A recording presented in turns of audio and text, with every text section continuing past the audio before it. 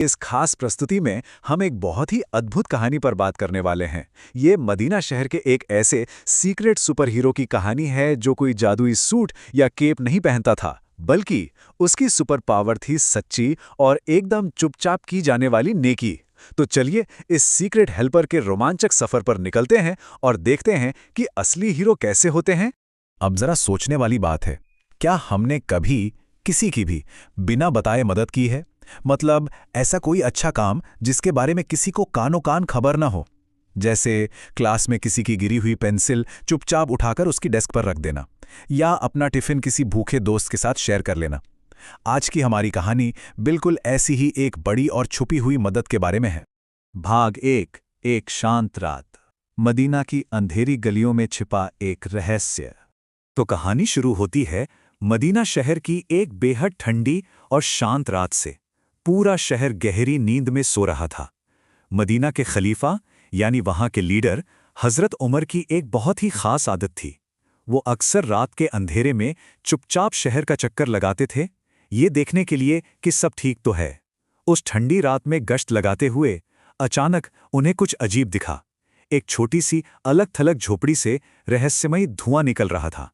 उन्हें पता था कि उस घर में कोई आदमी नहीं रहता, तो फिर इतनी रात गए ये धुआं कैसा? इस सवाल ने उन्हें उस झोपड़ी के दरवाजे तक पहुंचा दिया। भाग 2, पत्थरों का रहस्य। एक दादी के दिल छू लेने वाली तरकीब। खलीफा ने जब दरवाजा खटखटाया और अंदर देखा तो वहां एक कमजोर सी बूढ़ी महिला फातिमा चूल्हे के पास बैठी थीं। चूल्हे पर पानी से भरा एक बर्तन उबल रहा था। खलीफा ने पूछा, अम्मा इतनी रात गए क्या पक रहा है? फातिमा का जवाब सुनकर सच में किसी का भी दिल पसीज जाए। उन्होंने बहुत ही दर्द भरी आवाज में कहा, बच्चे दिन भर से भूखे हैं, मेरे पास उन्हें खिलाने के लिए एक दाना भी नहीं है। वो रो रो कर सो गए हैं, मैंने तो बस पानी में थोड़े पत्थर डालकर चूल्हे पर चढ़ा दिए हैं ताकि उन्हें लगे कि खाना पक रहा है। जरा सोचिए, उन छोटे बच्चों को सिर्फ दिलासा देकर सुलाने के लिए इस बूढ़ी दादी को ये तरकीब अपनानी पड़ी।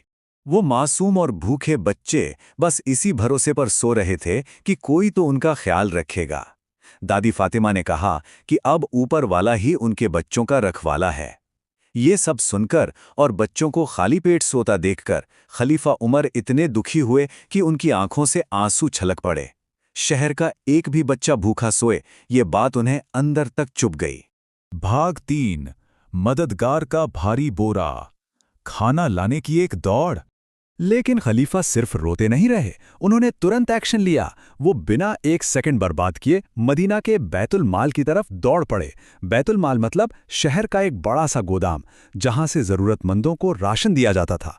वहां पहुंचकर उन्होंने एक बहुत ही भारी बोरा तैयार किया जिसमें आटा, घी और खजूर थे। उनके एक सेवक ने कहा कि अरे आप तो खलीफा हैं, ये भारी बोरा मुझे उठाने दें।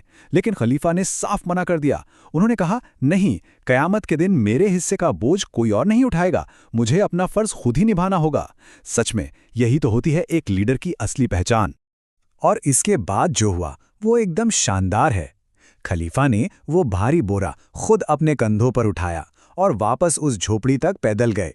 फिर उन्होंने खुद अपने हाथों से आटा गूंधा, रोटियां पकाईं और उन भूखे बच्चों को बड़े प्यार से भरपेट खाना खिलाया।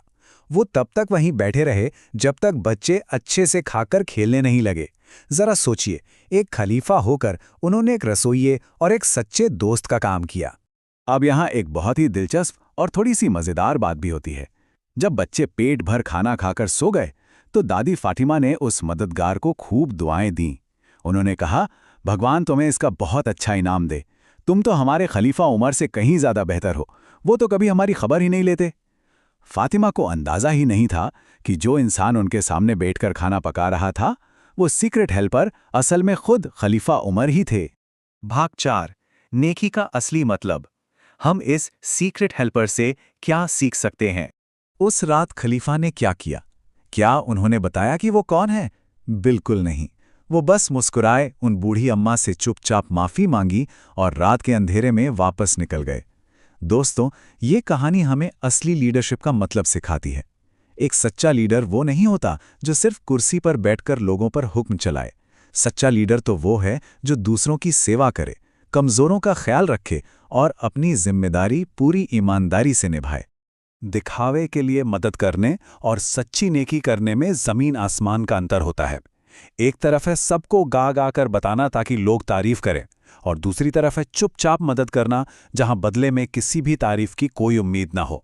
हमारी सीक्रेट हेल्पर की कहानी हमें यही सिखाती है कि सच्ची नेकी वही है जो सीधे दिल से और बिना किसी दिखावे के की जाए।